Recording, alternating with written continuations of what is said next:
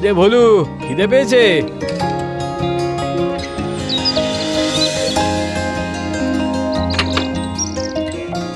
এই নে, আজ এই জুটেছে, খা খা খা খা। কল্কি একজন সাধারণ কামার, যেটুকু কাজ পায় করে আর তাই দিয়ে তার একার পেট চলে যায়। তবে কেউ যদি তার কাছে কিছু চায়, সে তাকে নিরাশ করে না। সে মনে প্রাণে চায় সবার ভালো হোক।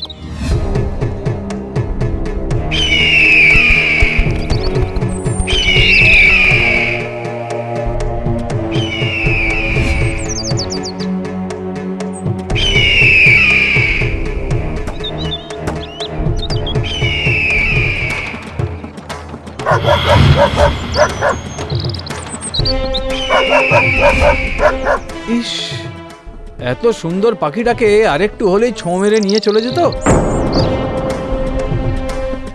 আই যা যা, হুশ হুশ।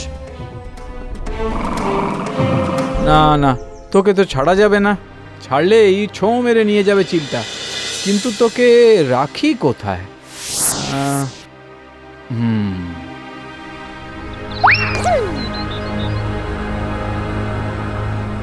তুই আপাতত এখানেই থাক, বুঝলি? দাঁড়া, তোকে জল এনে দে একটু। বাবা কল্কি, আমার মেয়ের বিয়ে, তুমি কি কিছু সাহায্য করতে পারো? দাঁড়াও দিদিমা, এই নাও, এটা দিয়ে তোমার মেয়েকে শাড়ি কিনে দিও, বুঝলে? তোমার ভালো হোক বাপ, তোমার ভালো হোক।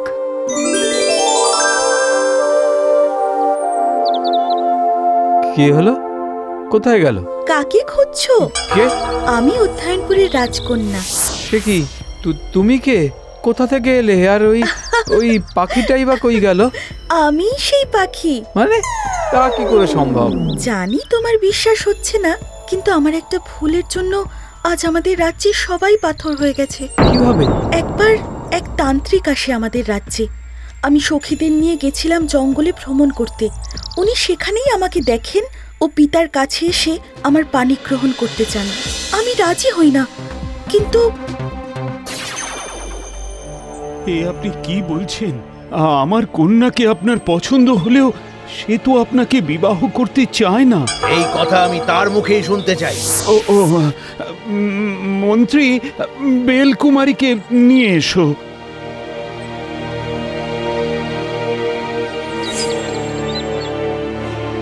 ক্ষমা করবেন, আমি এই রাজ্যের রাজকুমারী। আপনার সাথে বনে বাজারে ঘোরা, ফলমূল খেয়ে থাকা আমার পক্ষে সম্ভব নয়। এত অহং! আমি অভিশাপ দিলাম, আজ থেকে এই রাজ্যের সবাই পাথর হয়ে যাবে। আর রাজকন্যা, তুমি পাখি হয়ে ওই বনে বাজারেই ফলমূল খেয়ে দিন কাটাবে। না না, এমন করবেন না।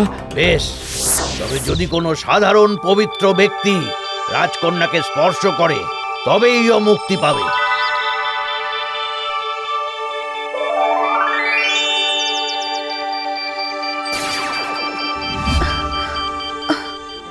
আমার বড় খিদে পেয়েছে। ওহো, কিন্তু কি খেতে দিই তোমায়? আমার কাছে তো শুধু রুটি সবজিই আছে। তুমি কি সেসব খেতে পারবে?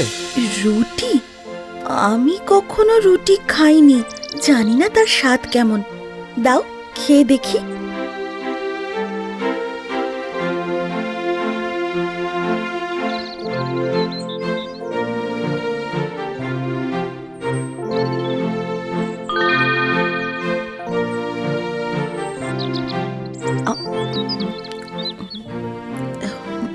তুমি বরং তোমার প্রাসাদে ফিরে যাও। না না, সেখানে গেলে যদি সেই তান্ত্রিক আবার উপস্থিত হয়, এর থেকে ভালো হয় যদি তুমি কোনো শক্তিমানের সঙ্গে আমার বিবাহের ব্যবস্থা করো। ভাবনাটা মন্দ নয়। তাহলে তান্ত্রিক আর বিয়ে করার জন্য তোমাকে বিরক্ত করতে পারবে না। আমি কালই খুঁজতে বেরোবো তোমার জন্য সবচেয়ে শক্তিমান পাত্র। পরদিন সকালেই কল্কি রাজকুমারীকে বাড়িতে রেখে বেরিয়ে পড়ল রাজকুমারীর জন্য সেরা শক্তিমান পাত্রের খোঁজে। প্রথমেই গেল সর্দারের বাড়ি।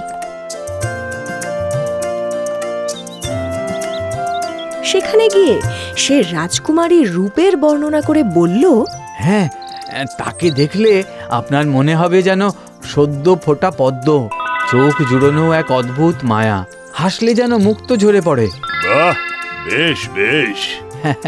আর আমি সেই কন্যার জন্য সবচেয়ে শক্তিশালী পাত্রের সন্ধানে বেরিয়েছি। আর এ সংসারে আপনার চেয়ে সেরা শক্তিশালী আর কে আছে বলুন? আমি কিন্তু ওই যে তুমি বললে সংসারের সেরা শক্তিশালী পাত্রের সঙ্গে বিয়ে দিতে চাও। হ্যাঁ, কিন্তু আমি তো সেই সেরা শক্তিশালী মানুষ নই। শক্তিশালী না হলে কি সাত গাঁয়ের সর্দার হতে পারতেন? আমি যখন নদীতে স্নান করতে যাই, নদীর জল আর ঢেউয়ের দাপটে ভেসে যেতে যেতে কোনো ক্রমে বেঁচে ফিরি। সুতরাং নদীর চেয়ে সেরা শক্তিশালী আর কে? তুমি বরং নদীর কাছে যাও। এরপর সর্দারের কথা মতো কল্কি ছোটে নদীর কাছে।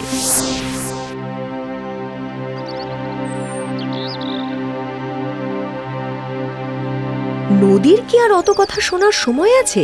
তবু কল্কির কাতর প্রার্থনা শুনে নদী বলে, দেখো ভাই, তুমি যার খোঁজে বেরিয়েছো সে আমি নই। আমার সমস্ত তেজের কারণ হলো বাতাস। বাতাস এসে ধাক্কা না দিলে আমার জলে ঢেউ ওঠে না। বাতাসই আমায় শক্তিশালী করে তোলে। তাই সেরা হলো বাতাস।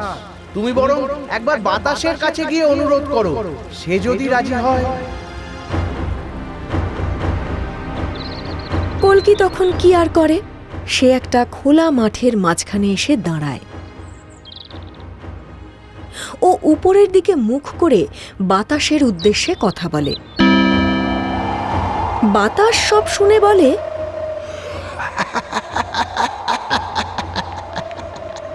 না বাপু, আমি তো তেমন শক্তিমান নই। আমার থেকে অনেক বেশি শক্তিমান হলো পাহাড়। আমার রাগ হলে কত গাছপালা, ঘর বাড়ি ভেঙে চুরে টালমাটাল করে দিই, কিন্তু পাহাড়কে নড়াতে পারি না এক চুল। শক্তি যদি কিছু থাকে সব আছে ওই পাহাড়ের গায়ে, ওই সেরা। না, ভুল তো বলেনি বাতাস। পাহাড়ি তার মানে সবচেয়ে শক্তিশালী, সেই হবে রাজকন্যার উপযুক্ত পাত্র। এবারে কাল বিলম্ব না করে কল্কি পাহাড়ের খোঁজে হাঁটতে থাকে। ওদিকে ইস, মানুষটা সেই যে গেল, এখনো তো এলো না। আমার জন্য কোথায় কোথায় না ঘুরছে। বড় মন খারাপ লাগছে।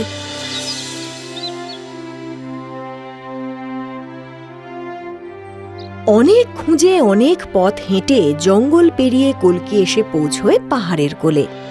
সব শুনে পাহাড় বলে, না বাপু না, বাতাস আমাকে টলাতে পারে না ঠিকই, কিন্তু তুমি যেমনটা চাইছো তেমন পাত্র আমি নই। হ্যাঁ, তোমার চেয়েও শক্তিধর কেউ আছে নাকি? আছে তো, ইঁদুর। ইঁদুর? আমার চেহারা এত বড় হলেও ইঁদুর ছোট হয়েও আমাকে তার দাঁতে ছিঁড়ে খুঁড়ে ফেলতে পারে। ওই তো, ওকে জিজ্ঞেস করো। তুমি নাকি সবচেয়ে শক্তিশালী?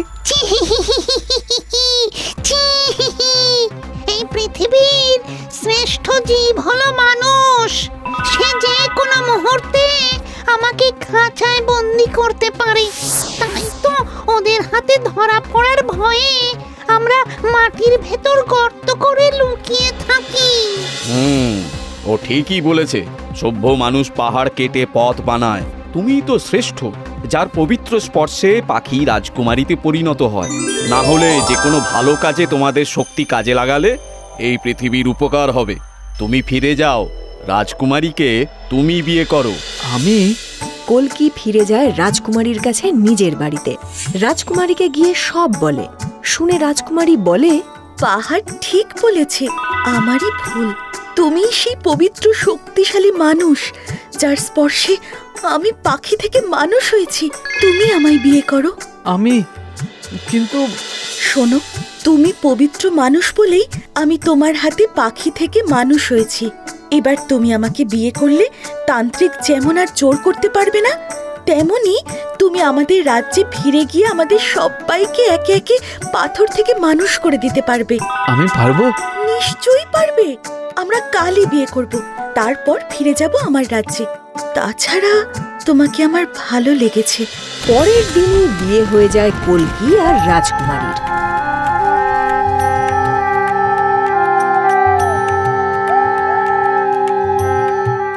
বিয়ের পরের দিন কল্কি আর রাজকুমারী পৌঁছে যায় রাজকুমারীর রাজ্যে, আর একে একে সমস্ত পাথরের মূর্তিকে নিজের হাতের স্পর্শে প্রাণ ফিরিয়ে দেয় কল্কি।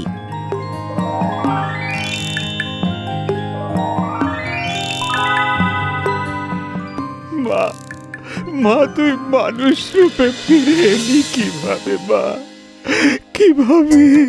বাবা, এ হলো তোমার জামাই কল্কি। ওর পবিত্র হাতের স্পর্শে একে একে তুমি, আমি, আমাদের রাজ্যবাসী সবাই আমরা মানুষ হয়ে উঠেছি। বেঁচে থাকো বাবা, বেঁচে থাকো। না না, প্রণাম নয়, তোমার মতো পবিত্র মানুষকে তো আমার প্রণাম করা উচিত। এসো এসো বাবা, আমার বুকে এসো।